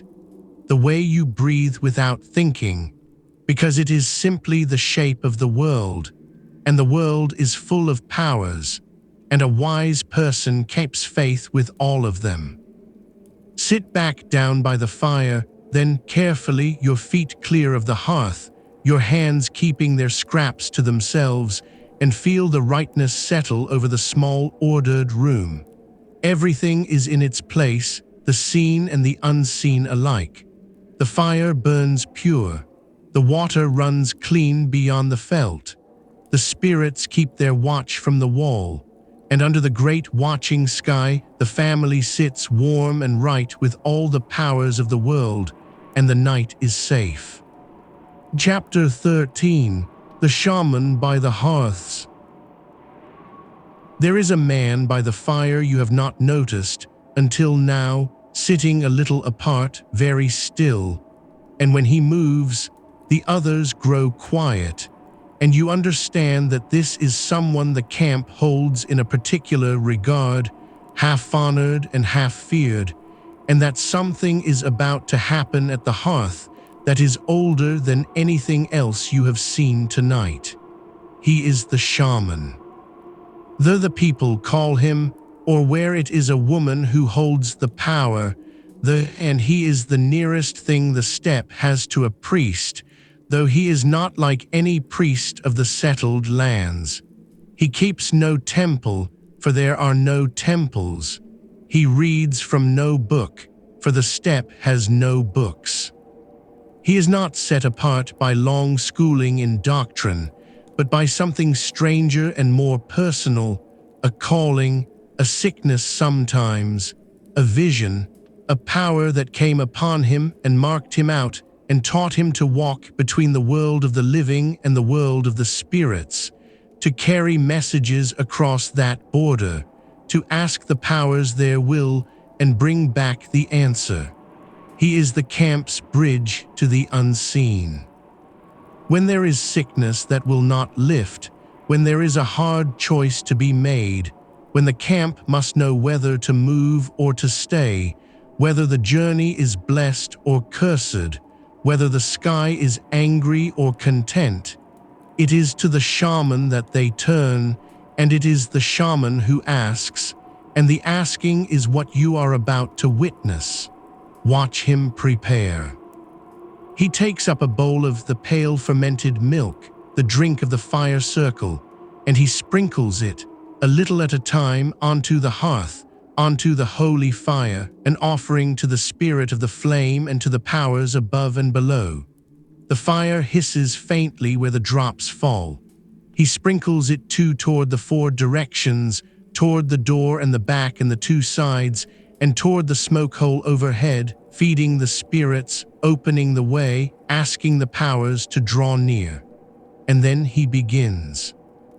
It starts low, a sound in his throat, a chant, words half sung and half spoken in an old cadence, rising and falling, repeating, and a slow rhythm beneath it, a beating, perhaps a drum, perhaps only his own hand or his own foot keeping the time. And the rhythm builds. The chant grows, the beat quickens, and the man begins to move, to sway, to rock, and the faces around the fire watch him in the orange light, the children wide-eyed, the old ones grave, and you feel the air of the small round house change, grow taut, grow strange. For he is going somewhere. The trance is coming over him, the ecstatic shaking, the loss of the ordinary self, the state in which the spirits are said to come and speak. He shakes. His voice breaks and changes. And in the belief of everyone in that house, he is no longer entirely himself. He has crossed the border, gone out among the spirits, and what speaks now through his shaking body is not the man, but the power that has come into him, delivering its message in riddles and allegories and dark sayings that must be turned over and understood. This is the oldest religion of the world, very nearly this walking between the worlds, this trance at the hearth, this carrying of messages across the border of death and spirit. It was old when the great Khan was a boy. It was old when the first of these felt houses was raised on the grass. It reaches back past all the chronicles into the deep time before writing, when all the peoples of the cold north and the high steppe lived by it, and the shaman was the one who could see what others could not, and go where others could not, and bring back word from the powers that ruled the world. And here tonight, in this small round house on the open grass, you are watching it still alive, unbroken, the same trance, the same hearth, the same sprinkled on the same holy fire. And there is another asking quieter that the steppe loved the reading of the bone. Watch, from the remains of the meal, the shaman or an old one skilled in it takes up the shoulder blade of the sheep, the flat, broad bone scraped clean, and he lays it in the fire in the hot coals, and the others lean close to watch. The bone heats. It darkens, and as it heats, it cracks, fine lines spreading across the flat of the bone, branching, forking, running this way and that as the heat splits it, and these cracks are red. The pattern of the cracks, the way they run, the directions they take, the places they branch or stop, all of it is a writing, a message from the powers, an answer to the question that was asked before the bone went into the fire. Should the camp move east or stay? Will the winter be hard? Is the sick child's fate to live or to die? The bone is asked, and the bone is burned, and the cracks are red, and the answer is found in the broken pattern, plain to those who know how to read it.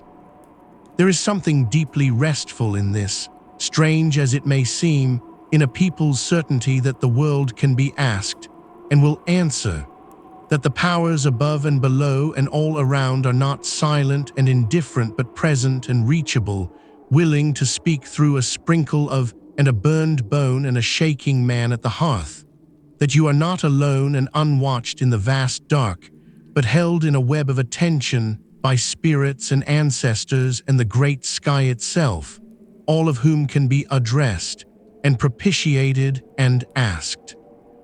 The shaman's trance and the cracking bone are not mere superstition to the people of this house. They are conversation, the conversation between the small warm human circle around the fire and the immense unseen order of powers that surrounds it, a conversation kept up every night and every season, so that the family never feels itself adrift and unregarded in the indifferent dark, but always knows itself watched and answered and held. The chant is softening now. The shaman comes slowly back from wherever he has been, the shaking eases, the rhythm fades, and he sits, spent, returning to himself, an ordinary tired man again by an ordinary fire, and the spell loosens its hold on the room. The bone has been read and its message taken. The spirits have been fed and have spoken and have withdrawn. And the family settles back, comforted, the great questions answered for now, the unseen powers kept content for one more night, and the fire burns down a little lower, and the round house grows a little quieter, and the long steppe night moves on toward its deepest hour. Chapter 14: Songs in the Dark. And then, in the quiet after, a single low note rises, drawn, sustained, aching, and it takes you a moment to understand that it is music, that someone has begun, very softly, to play. It comes from a fiddle. A simple thing, 2 strings only, the body of it small and the neck long, and at the very top of the neck, carved into the wood, the head of a horse. The horsehead fiddle, the morin, the most beloved instrument of the steppe, its voice closer to the human voice than to any other instrument, closer to the wind in the grass, closer to the cry of a horse on the wind, a sound that seems to carry the whole openness of the steppe in it, the distance and the loneliness and the great patient sorrow and beauty of the grass. The player draws the bow slow and long, and the note swells and bends and falls, and the round house fills with it, and the faces around the fire go still and soft and inward, listening, and some of the youngest are already half asleep against the felt, drifting on the sound.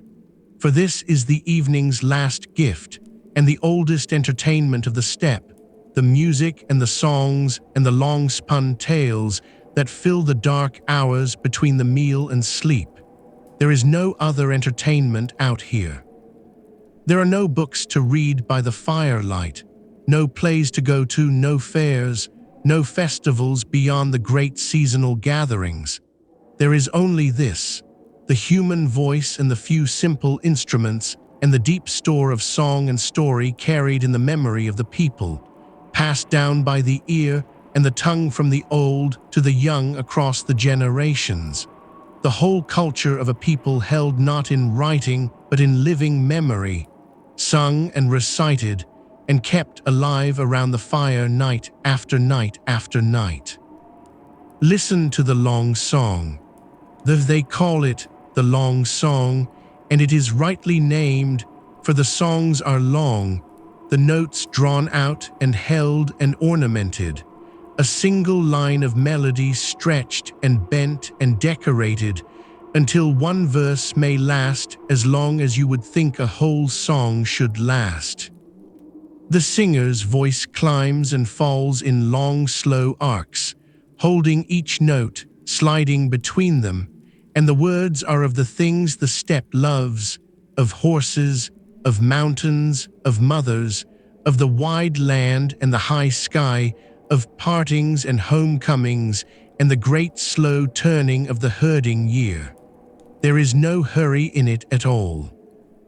It is music made by and for a people who live under an enormous sky with an enormous patience, who measure their lives by the slow seasons and the slow journeys, and the long song stretches out in the firelit dark with all the unhurried space of the grass itself, and to listen to it is to feel time itself slow and widen and grow gentle.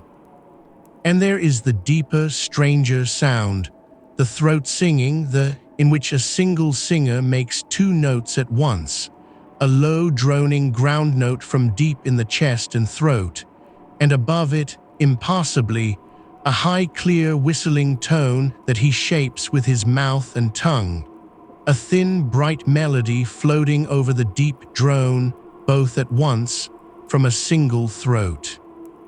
It is a sound unlike any other in the world, and it seems to come from the land itself, from the wind in the rocks and the water over the stones, a sound the herders learned, they say, from listening to the wind and the streams and the echoes in the mountains, and gave back, through their own throats, to the night.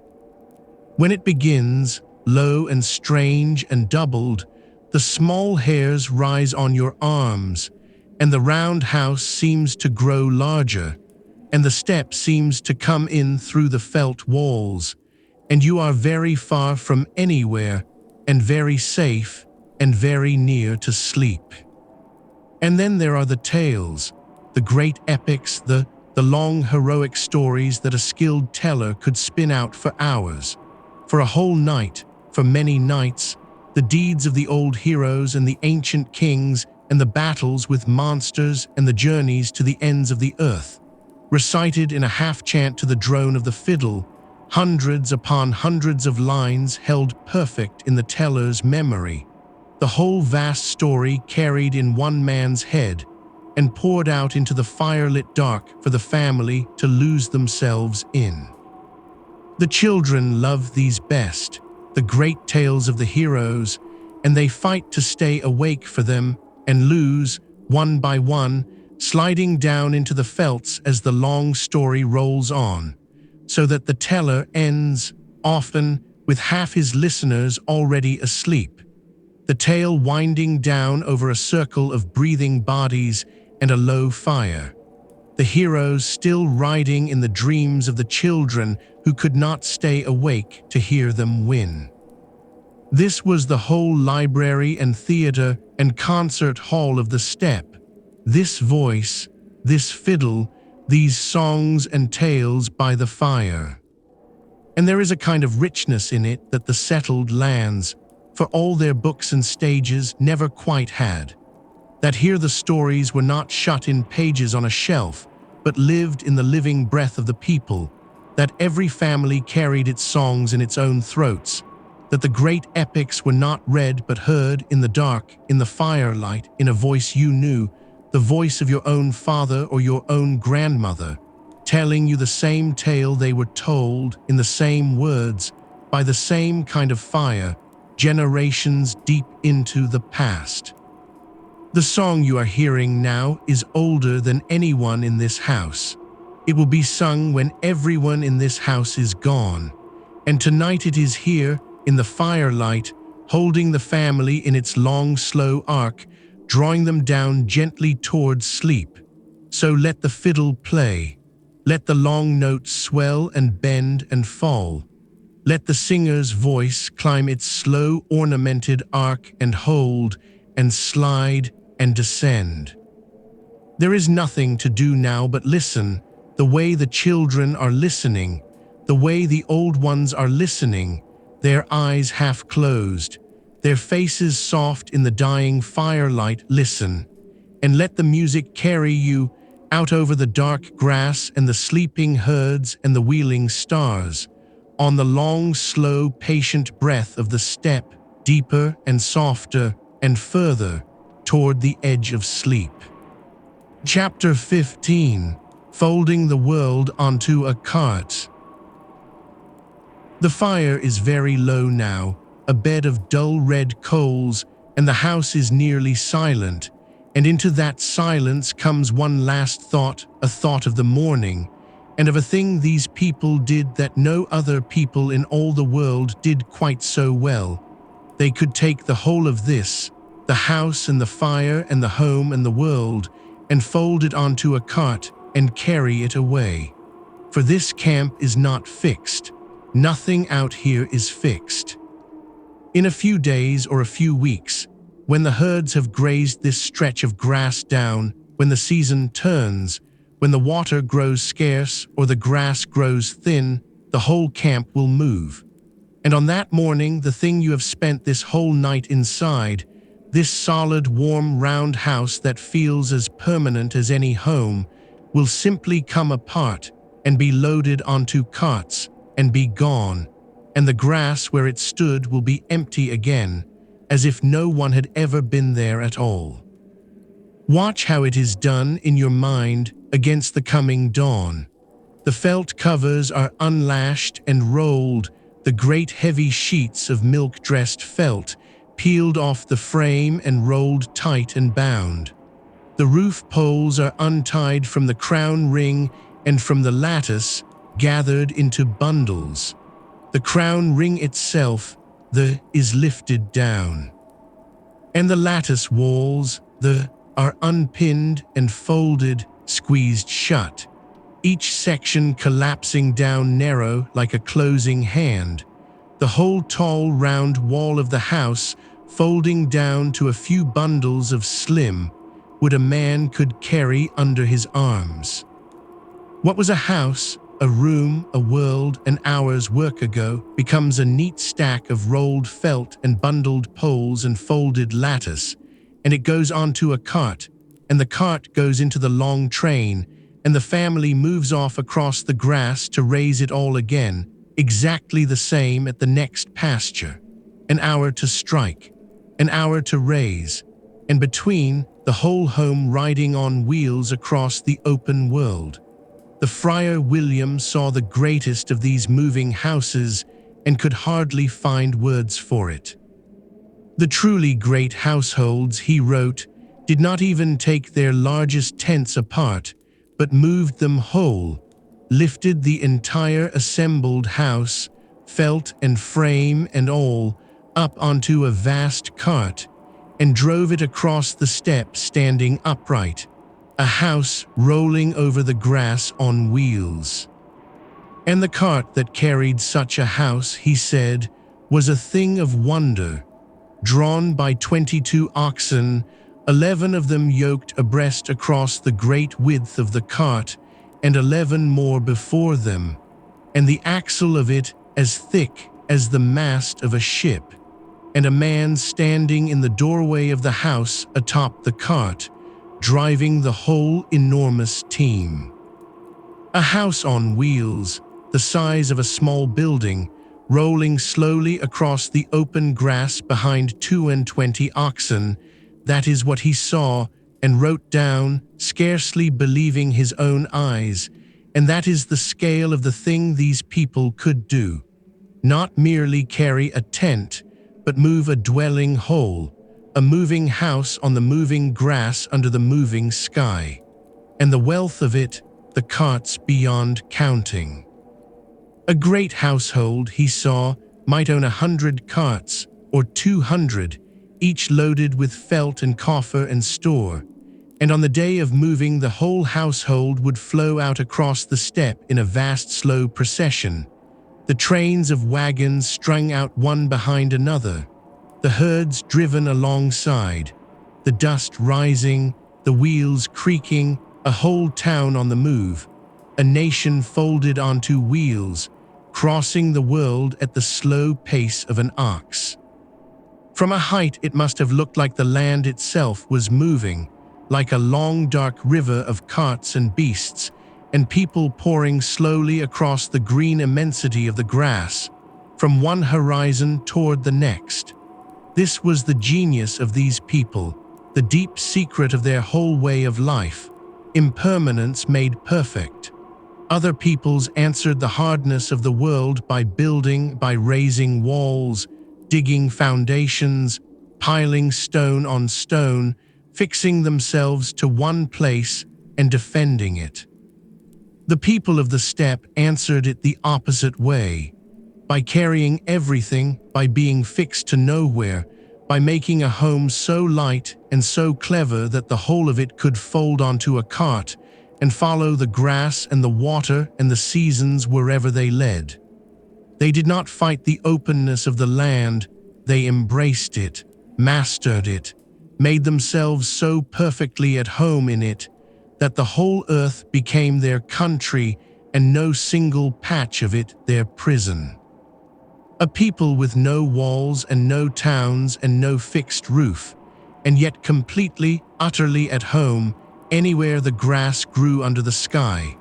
And there is a freedom in that, and a peace that the walled and rooted peoples never quite knew, to owe nothing to any single place, to be able to fold up your whole world in a morning and set it down again, whole and warm and ordered exactly the same, on a fresh stretch of grass under the same eternal sky.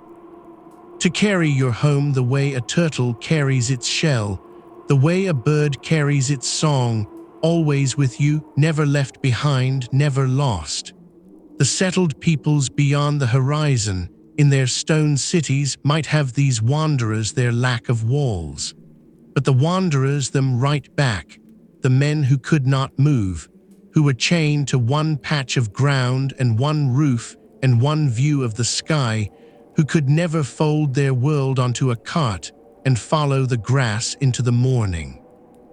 But that is for the morning, and the morning is hours away yet, and the fire is low, and the house is warm, and nothing is being folded tonight.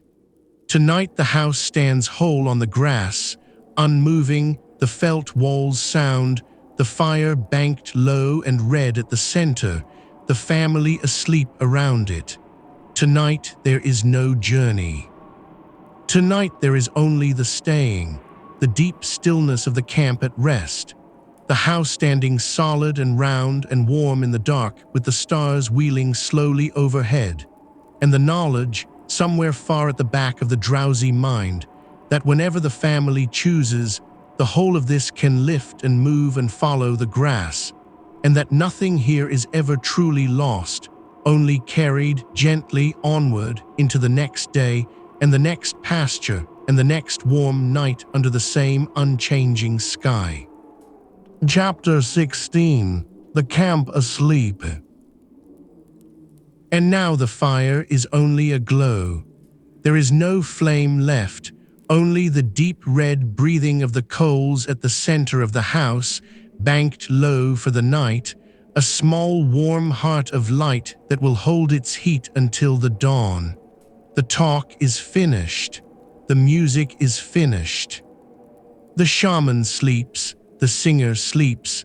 The children have long since slid down into the felts and gone under, and the round house is full of the slow, soft breathing of a sleeping family, rising and falling all together like the breathing of one creature, here in the warm dark under the curving felt. Lie back. Spread the felt beneath you, draw the cover up, and let the long warmth of the layered bedding take you, and the radiant low warmth of the banked fire, and feel how the round house holds you, the way it has held this family every night of their lives. The soft, thick felt against the cold, the leaning poles overhead, the wooden ring at the crown with its small ragged circle of stars showing through where the smoke still rises, thin and gray, up toward the sky. Outside, the camp is asleep. The other houses stand dark and round on the grass, their fires banked low like this one, their families breathing in the dark. The herds are bedded down close around them, the great soft mass of the sheep, the dark shapes of the cattle, the horses standing at their tethers, the lambs warm by the hearths. The dogs lie watchful at the edges, ears turning in the dark, and the two long rows of carts stand drawn up on either hand, like low walls that are not walls, holding the small sleeping world between them. And over all of it, the sky, the eternal blue sky, gone black now and crowded with its uncountable stars, wheeling slowly overhead, the great patient wheel of the heavens turning through the long night above the small warm scatter of fires on the dark grass. The same stars these people steered by and told the seasons by and prayed to and were watched by all their lives. The same sky that arched over the great Khan in his vast tent somewhere beyond the dark horizon, and over the trembling kings beyond the edge of the world, and over you here now, drifting toward sleep in a round house of felt on the open steppe 700 years and more before you were born. There is nothing to do now, nothing at all. No wall to mend, no fire to feed, no journey to make until the morning, and the morning is far away. There is only the warm dark, and the breathing of the family all around you, and the low red glow of the coals, and the wind walking softly over the felt of the roof, and the small ring of stars at the crown of the house, and the great wheel of the sky turning slowly over the sleeping camp and the sleeping herds, and the whole vast quiet country of the grass. Let the cold stay outside. Let the wind walk over the roof. Let the stars wheel. Let the coals breathe their red light into the dark. You are warm and you are held, and you are exactly where you need to be, inside the round house, by the banked fire, among the sleeping people, under the eternal sky, on the open steppe, in the deep and gentle middle of the night. Breathe slow. Let your eyes close. Let the breathing of the family carry yours along with it, in and out, slow and deep and even, like the slow turning of the stars, like the slow breathing of the wind over the grass. And sleep now. Sleep in the round house of felt, on the open steppe, under the eternal blue sky, where the fire glows low, and the herds breathe in the dark, and the stars wheel slowly over the whole sleeping world. Sleep.